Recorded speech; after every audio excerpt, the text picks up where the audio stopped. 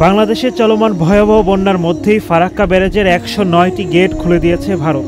ফলে একদিনেই বাংলাদেশে ঢুকবে ১১ লাখ কিউসেক পানি। বাঁধ খুলে দেওয়ায় বন্যার আশঙ্কা তৈরি হয়েছে বাংলাদেশের বেশ কয়েকটি জেলায়। আশঙ্কা করা হচ্ছে রাজশাহী, চাঁপাইনবাবগঞ্জ, পাবনা, সিরাজগঞ্জ, কুষ্টিয়া, রাজবাড়ী ও মানিকগঞ্জ সহ আশেপাশের বেশ কয়েকটি জেলা প্লাবিত হবে। ব্যারেজ কর্তৃপক্ষ জানিয়েছে, বিহার ও ঝাড়খণ্ড রাজ্যে বন্যার জেরে পানির চাপ পড়েছে। তবে স্বস্তির বিষয়, এখনও নেপাল থেকে পাহাড়ি ঢল নামেনি।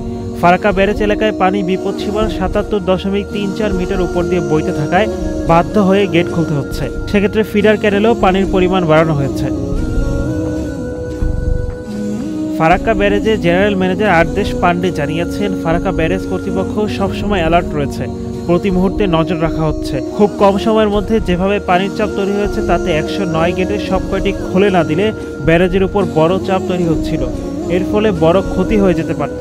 আপাতত ফিডার ক্যানেলে ৪০,০০০ কিউসেক ও ডাউনস্ট্রিমে ১১ লাখ কিউসেক পানি ছাড়া হয়েছে।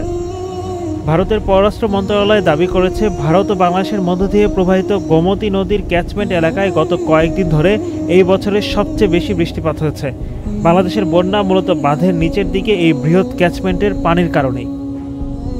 Adnan Delwar, channel I.